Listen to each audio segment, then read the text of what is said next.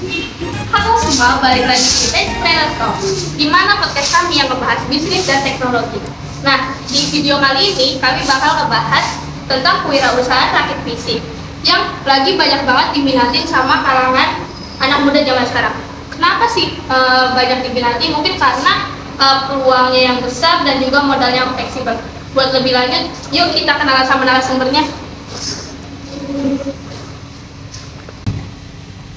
Dan bersama saya para narasumber yang terhormat, kita mulai perkenalannya dari abang yang duduk sebelah kiri.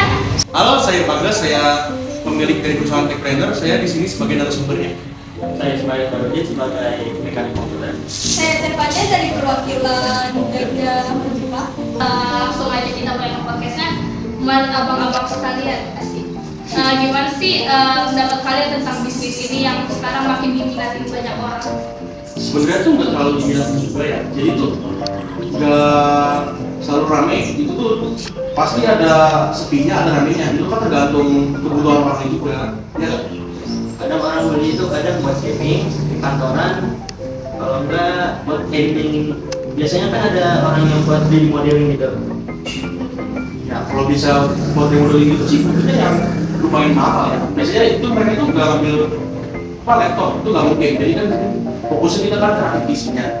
Mungkin itu modal yang bisa dikeluarkan lebih dari 15 juta ya. Soalnya kan lumayan gitu.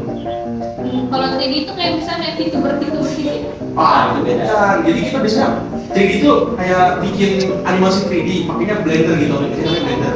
Itu tuh dia nggak otomatis juga, kita manual bikinnya. Ntar ada yang harus ngambil template punya orang, itu tuh nggak selalu gampang. Oh, Indonesia buat modal bisa gitu. Itu mah nggak tahu deh kalau itu. Nah, mungkin para pendengar nih belum tahu apa sih bisnis rakit PC itu. Bisa nggak abang-abang jelasin apa itu bisnis ini dan apa aja yang perlu disiapin itu? Yang harus disiapin tuh pasti budget ya. Budget pasti harus gede. Sama kita harus punya pelanggan. Kalau mau bisnis jalan kan kita harus punya pelanggan, kemudian modal juga.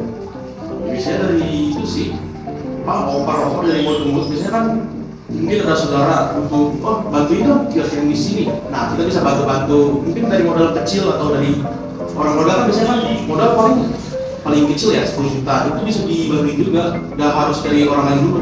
Siapa tahu dari keluarga dia bisa ngomong ke orang lain, wah nih saudaraku bisa rakitin. Nah, itu dulu biasanya gitu.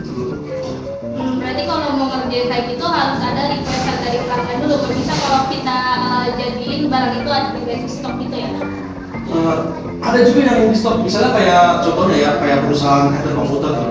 Enter Komputer tuh dia itu ada di harganya kan 12 juta biasanya pakai Intel i5 Gen 12 sama RAM-nya biasanya 2x8 ya. Itu tuh lumayan ya 12 juta. Itu bisa buat editing, tugas, dan lain juga sih. Kamu kayaknya mahal sekarang. Tapi ini masih masuk ini, bisa masuk budget juga kalau buat harga segitu. Karena 2x8 tuh biasanya sekarang kemarin lihat HPG itu harganya 1,5 deh ya. Lumayan kan itu, masuk di sini. Katanya apakah ada yang ingin ditanyakan untuk rakit PC ini? Saya kan bukan produksi ya. Mungkin saya mau tanya kalau misalnya orang yang pemula kayak saya itu bagusnya kayak gimana sih? Apa dulu yang harus ditingkatkan? Apa? Kalau untuk ditingkatkan ya, mungkin ya bisa budget biasanya.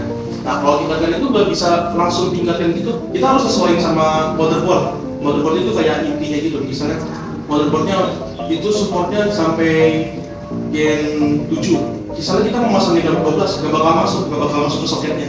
Misalnya kayak itu doang sih, sama SSD, iya sama juga. Biasanya gennya dulu, gennya terbaru atau enggak, sesuaikan sama motherboardnya. Itu tuh nggak selalu harus harus misalnya kamu saya motherboardnya kan H61 nih, wah dia tuh AMD, dia mau ngambilnya ke Intel nggak bakal masuk gitu.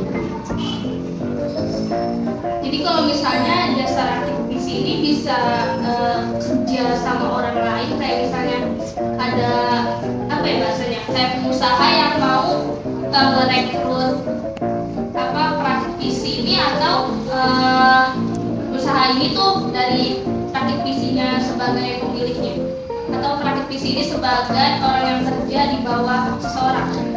Wah, itu udah juga sih. Biasanya kayak itu kan kayak bengkel sih.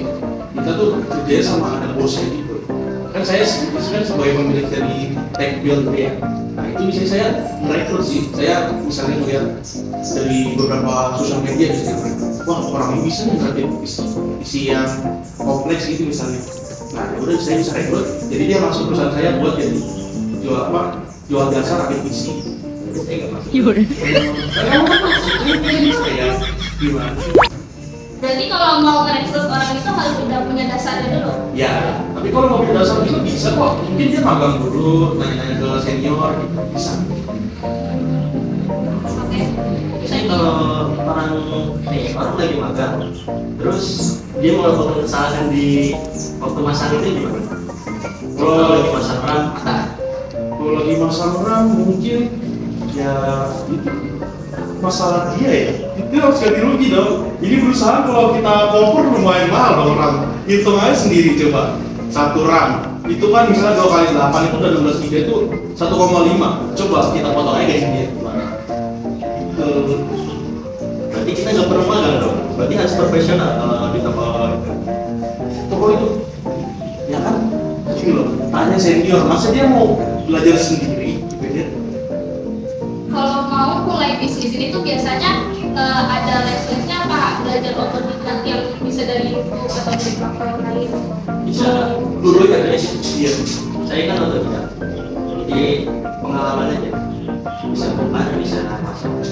Iya, Yang penting kalau bisa bongkar harus bisa pasang. iya, Saya motor aja. sama. Iya, beda-beda. Oke, kepada narasumber apakah ada lagi yang ingin disampaikan yang mungkin punya niat buat ikut nyemplung dalam bisnis rakit PC ini? Penting ya, kalau mau ikut bisnis ini tuh ya kayak tadi saya bilang di awal tuh apa? Iya punya banyak. Kalau mau belajar atau enggak, terus mungkin kalau memang bisa itu coba mau rakit cari yang murah aja dulu, yang masih gedean 3 gitu yang murah, ya gitu aja sih. Dari pengembang laptop ya. Iya, bongkar laptop, kalau enggak bongkar visi orang. Kalau bisa gitu.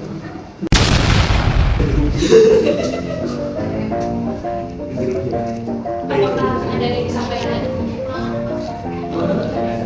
Oke, sekian para pendengar dari podcast Trainer Tech.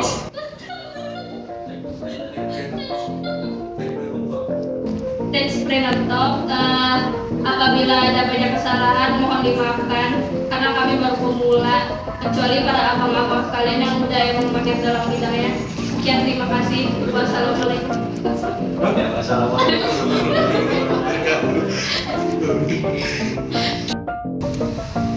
Tiga. Dan bersama saya Kok ditunjuk? Kan gue di belakang kamera. Cep.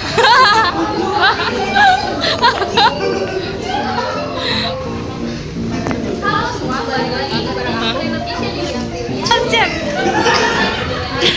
Lanjut.